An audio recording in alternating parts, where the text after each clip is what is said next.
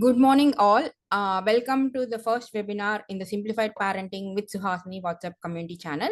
Today, based on the public demand, we chose the first session's topic as the effective communication. We all communicate with our kids, but at the same time, how much effectively are we able to communicate with our kids, or how do we basically are our kids basically listening to our talks or our commands. So that is what we are going to really basically see. And today we are going to check out on that particular aspect in the effective communications workshop. So let us start diving into in the details. Basically, when we start, the moment we start talking to our kids, most of us have the complaint saying our kids are not listening to us. They give a lot of eye rolls. They make up faces. They never care to listen, look up from their gadget screens and all this stuff, right? These are the common complaints which we keep hearing from various parents. Do you understand why this is happening? It's basically because of the generation gap. Okay, now when I say generation gap, don't think that the generation gap is only between the grandparents and the kids and our kids. There is a generation gap even between us and our children. The childhood which we had is totally new or Greek and Latin to our kids who are growing in this Instagram generation. This generation is called more or less the Instagram entitled generation, where they think they get everything at instantaneously and they need gratification also instantaneously. They don't wait for any result. They don't have the patience to wait for all these results. So how can you expect your kids to grow in a similar way as what you had grown up during your childhood? The technology is different, the surroundings are different, the neighborhood is different, everything is different, right? So that is where the entire generation gap is coming up. And not only that, the technological advances. When we were growing up as children, we never had mobiles in our hands, we never had Instagram nor YouTube at our fingertips. All we were learning is by basically by hearting, rote learning you can call, or by hearting, committing to memory, writing and 101 times to make some formulas, to remember some formulas. But this generation kids, they just ask Google, hey Google, Baba, what is E equal to MC square? Can you give an explanation for that? And then there comes a big essay on it, which they submitted in their school, and they get pass marks, right? But that is where the entire technological advances are happening, and our kids are addicted to reels, TikTok videos, YouTube videos, music list on Spotify, whatnot. They're all over the gadgets, and the lifestyle is also changing. In during our childhood, we used to wait for an occasion to eat sweets. Now, whenever you feel like you're having a sweet, you just put an order on Swiggy or Zomato, and you get the sweet in your at your doorstep and you give it to your kids. So where is the wait time for your kids? Where is the pay gratification? They are getting everything instantaneously, and obviously the communication styles are also changing. And kids are more used to texting rather than the verbal communication. If you put two kids in a particular room, any kid between age 6 to 18 years, if you put two kids in a room, during your childhood, what would you expect? They both will play together, fight together, color together. They'll spend hours together without any issue, without any need for adult intervention. But whereas this generation kids, if you just put them in a room with in a room, what happens? Within 10 minutes, they get bored and they'll start searching for gadgets, and both of them will be busy in their gadget world, and they communicate to each other. But through what? Through texting, through WhatsApp calls. They don't communicate in person. They don't communicate physically. They don't. Most of the kids don't even know how to talk to other people, how to read their emotions on the face, how to understand their body language, and then act accordingly. So that is the reason why our communication with our kids is faltering, and we are at a particular place where we from and we are here basically based on our the way we grow up, the way we were studied, the way we lived in during our 20-30 years back. But whereas these kids generation kids are in a totally different plane. So as parents, it's our responsibility to bridge this gap and move from the place where we grew up to the current generation, to current day situation, so that we can understand our kids better and communicate better with them. That is the reason why most of the parents are even asking for these kind of webinars, going to parenting coaches like me to help in getting the things done. Thank you, Shubha. Yes, most of the communication is lost among the kids too, which is a very valid point. So now coming to our communications, what do we typically communicate with our kids on a day-to-day basis? We ask them, Beta, did you do your homework? Kanna, did you finish your homework? You have this assignment. Did you finish your book? Did you do this? Do that? So we keep driving them on, especially on the schoolwork, academics, extracurricular activities. Kanna, your time is getting over. You need to be there for your extracurricular class at so and so time, and we only have 10 minutes. Come on, rush up, rush up, rush up. We keep rushing them right from the morning till the night. I mean, amidst all this hurry burry, what is happening? We are losing our bonding, we are losing our connection with our kids because we don't even have time to spend happily, smiling, enjoying their presence with our kids, right? Time management. Kanna, you forgot to take your bag, and that is why your teacher scolded you. Baby, why didn't you do your homework? You should have done your homework. Tomorrow, the teacher is going to give you nice beating, so you face the music. Or did you wash? No, go take your bath, go wash your face, go. I mean, what happened to your routine? Why is your room like this? You didn't clean your room. Where are your shoes? Why didn't you put the shoes there? Blah, blah, blah. These are all the only conversations that we are using. Or the next favorite peeve of all the parents. Sweetie, you're sitting with your mobile for so long. As soon as you woke up, you took your mobile. How long you're going to see your mobile? Your eyes are going to play in this, that. We keep lecturing them about the mobile usage. And of course, the peer influence. That boy is not good, so don't talk to that boy. Who is this boy? Why is he coming with you? Oh, girls shouldn't talk to boys, or boys shouldn't talk to girls. What is that girl doing here? What is that boy doing here? Social circle. We keep only talking to them only about that. But honestly, trust yourself. I mean, and ask yourself the question: when did I last ask my question? Spend time with my child. When did I make him smile? When did I give him some surprise?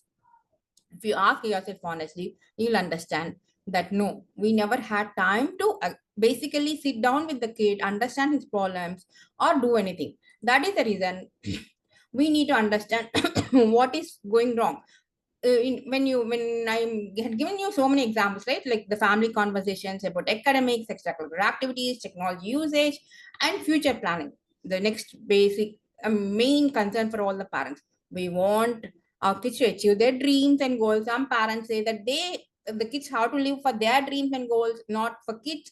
But some parents say they have to live for their own kids have to live for their own dreams and goals. Some kids don't even have any dreams and goals or ambitions. They just do go with the flow. Some kids don't even find out their interest. Some parents try to push their interest on the kids. Life skills, learning of life skills, all this. Among all these conversations, if you see the amount of time we really spend bonding with the kids is very limited to these three ovals. And if it's really limited to this much small time, how do you expect your child to listen to you? If we take again a step back here, understand whom do you listen to more? Your parents, your husband, your friends, the people with whom you bonded well, the people with whom you trust well, the people with whom you can share anything, right? Are we the parents with whom our kids are willing to bond? Are we the parents that our kids are willing to share everything with us? Are we the parents which our kids are willing to come back day in and day out at the end of their college or school and share with us all the things? If yes, then we don't need this workshop because the kids are going to share everything with us. So now, excuse me, ask yourself these questions. When was the last time you made your child laugh? When was the last time you made you had fun with your child without any intervention of gadgets or other distractions? Do your child really look forward to spend some time with you on a daily or weekly basis? When was the, are your child eager to have dinner with you in the house, or does he make some excuses to go out and have food with their friends? Having food with their friends or other people is once in a while is okay, but if your kids are basically we are giving you excuses for day in and day out to escape dinners, then that means you don't have the bonding with your kids. So that is the reason why we need to bridge the gap. We all understand now where we are currently and where the kids are. And that requires us to build a bridge, the bridge which you have seen in the earlier slides. And that bridge, how can we build that bridge? We can only build it when we understand what their world is all about. We spend some quality time with them. We work on the common interests and passions. We encourage, we give them some freedom and flexibility. We give them what is required, what is the basic boundary line. We draw a boundary line and ask them to be within that boundary line, be independent, take their own decisions, do everything on their own. And that is how we can prepare them for the outside world as well, in to make them a responsible adult in the future. So this is the basically the problem what we are discussing, my dear friends. So now going forward, how do we bridge that gap? The first is we need to understand them, right? Basically, we have to always connect to them through their eyes. And when the kids are really toddlers, we all love to look at their face, see their innocent smile, innocent eyes, and we fall in love with them. As the kids start growing into adulthood, the kids, the teenagers, we talk to them. Most of them, and kids will be looking at the gadgets or looking at the books, or we'll be looking at the books and gadgets, and we'll keep talking to them. So the eye connect is missing. Most of, and for any human being, eyes are the mirrors to their inner turmoil. If you are able to understand what, I mean, you can basically understand what the kids are going through by looking at their eyes. Whenever kids come to you, please put your gadgets away. Please put your books or your work in the kitchen or in the office for 2 minutes. If you are in middle of something that needs to be done urgently, tell them that yes, beta, I'm going to come to you in 5 minutes. Give me 5 minutes or 10 minutes or even half an hour, but ensure that you go back to them, address their issue, and that's when they'll get the confidence that yes, mama is there or daddy is there to share with me. You need to give that preference and that confidence to the kids. You also request them to look at you when you're talking to them.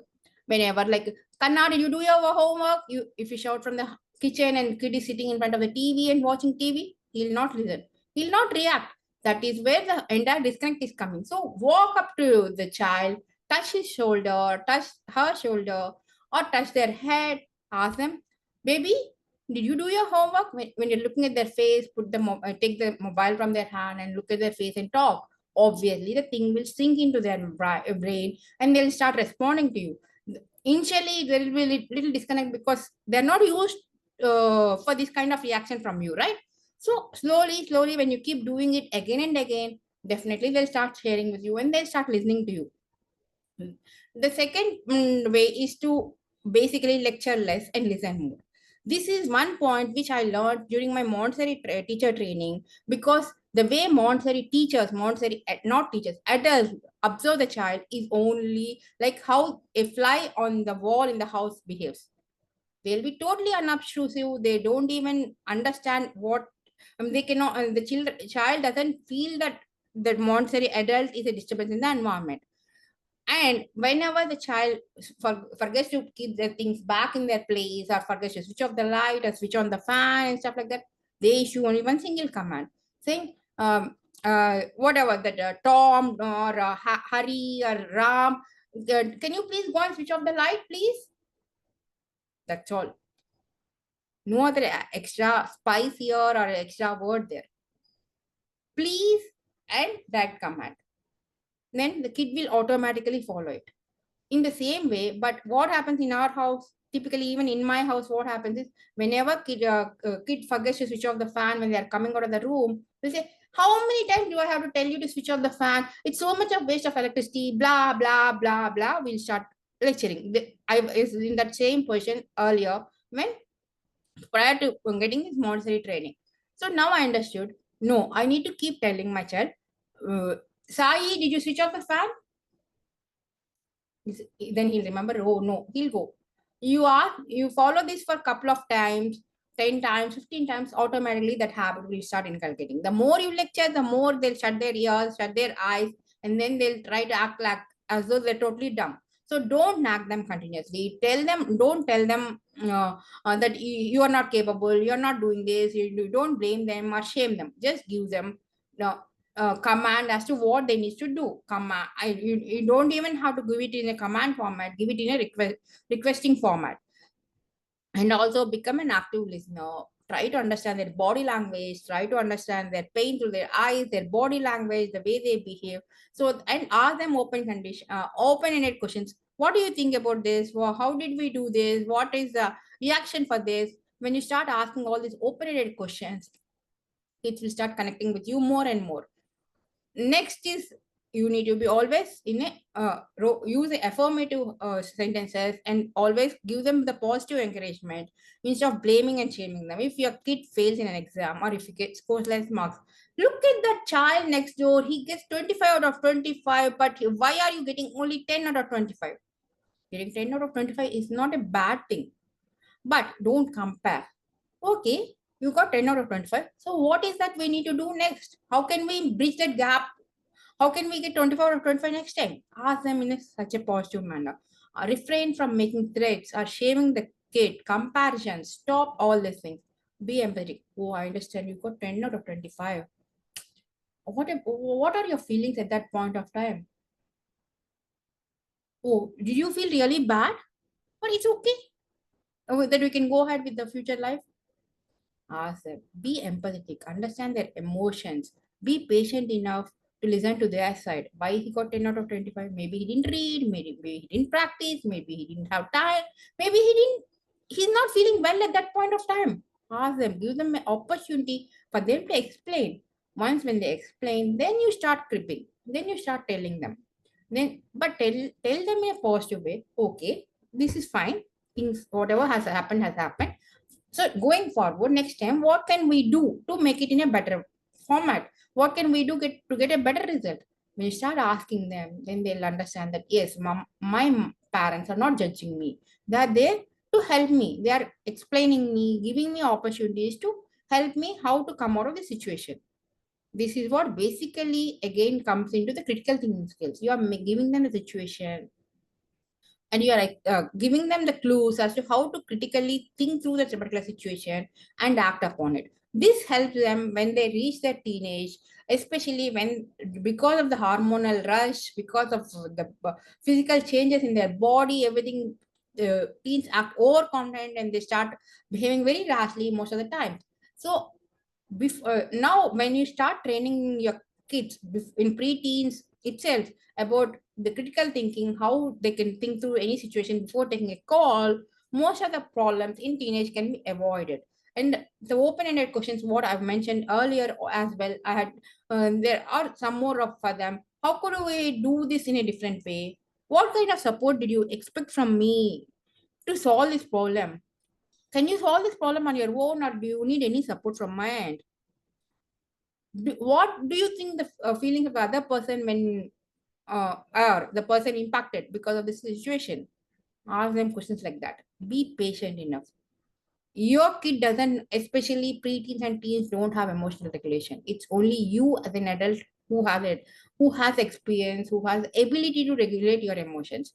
So regulate your emotions, talk to them patiently, give them the time, then they'll understand how to react in different situations, and they'll connect to you better. And in this process, they'll also learn emotional regulation. If you don't know how to regulate your emotions, or if you are carried forward with your emotions, then the entire problem will start escalating and you will lose the contact control on your teens. Last but not the least, you need to be real. If you're not able to control your emotions and if things are getting escalated, please do tell them, Kanna, I think I'm going to lose my cool here. I'm totally upset with the current situation. Can you please give me 5 minutes? Can you give me half a day? Let me think through it with a calm mind and then come back to you. Or just, Kanna, I'm going for a walk. I don't want to discuss this right now. Baby, I'm done with this. I need some time to recharge myself. Then I'll come back to this problem and address it. Tell them this, give them the solution, and tell them that you are totally getting carried forward under emotions, and the things are going out of the control. So you need some time to think through it. When you keep telling like this multiple times, when you're I'm totally angry with you, I'm upset with this kind of situation, so I'm taking a break, let me go for a walk, let me chill out and come back to you to address this problem or solve this problem. When you say all these things, your kids will understand what is what, and they'll also start escalating.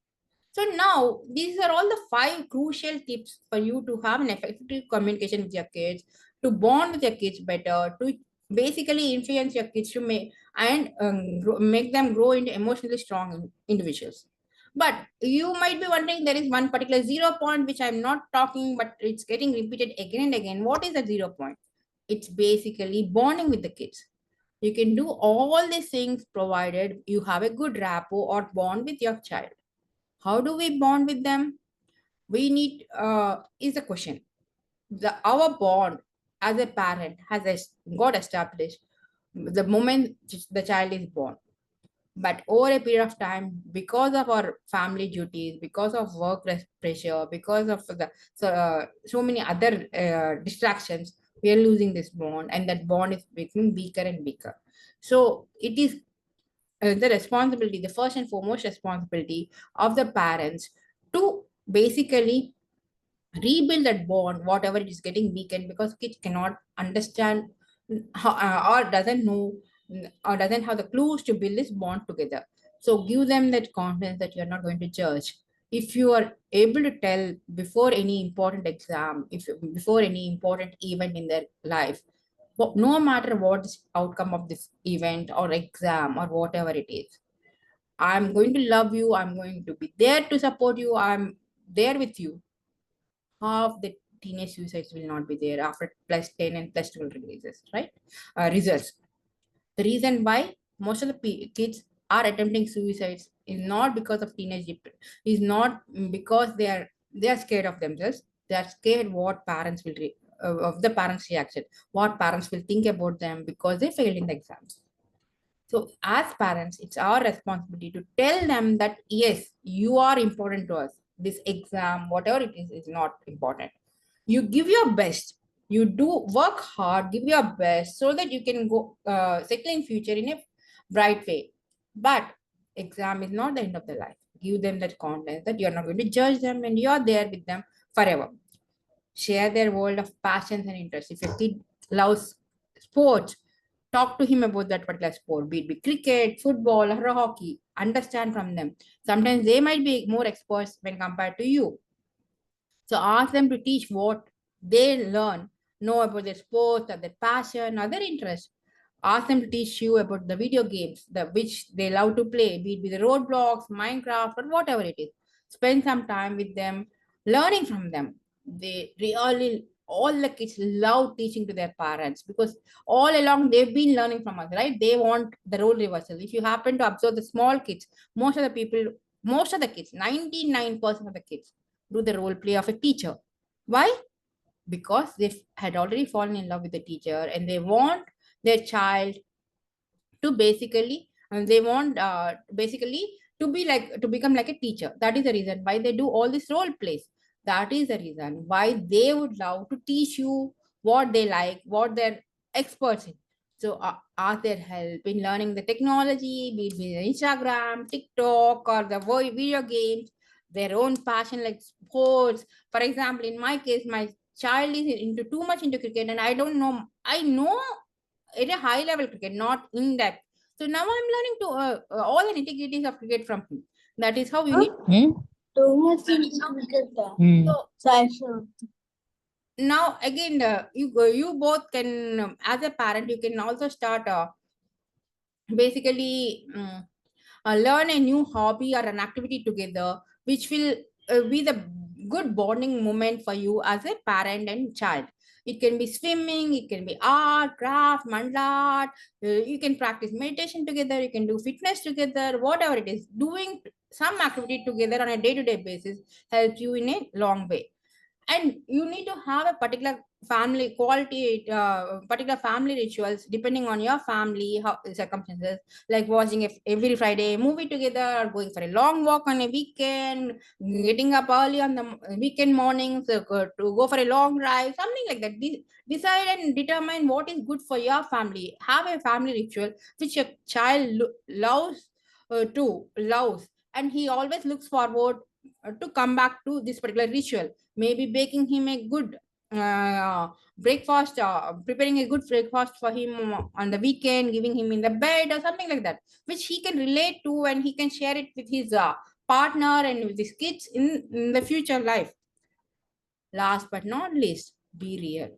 If you are suffering, if you are having fever, tell your kids, Kanna, I'm not doing well. I will not be able to cook dinner for you. I'm not be able to cook something like good for you. Can you please adjust? When you showcase your unsuccessful side, your suffering side to your kids in an open manner, they'll appreciate you more as an individual. That is what is required.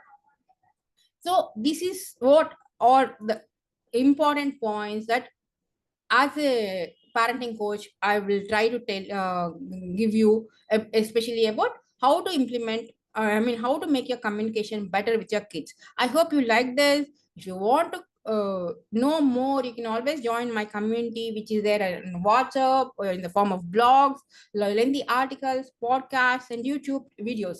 So do join me. And in case you have any questions, you can always raise up here, or you can basically put it on the chat. It's up to you. Thank you.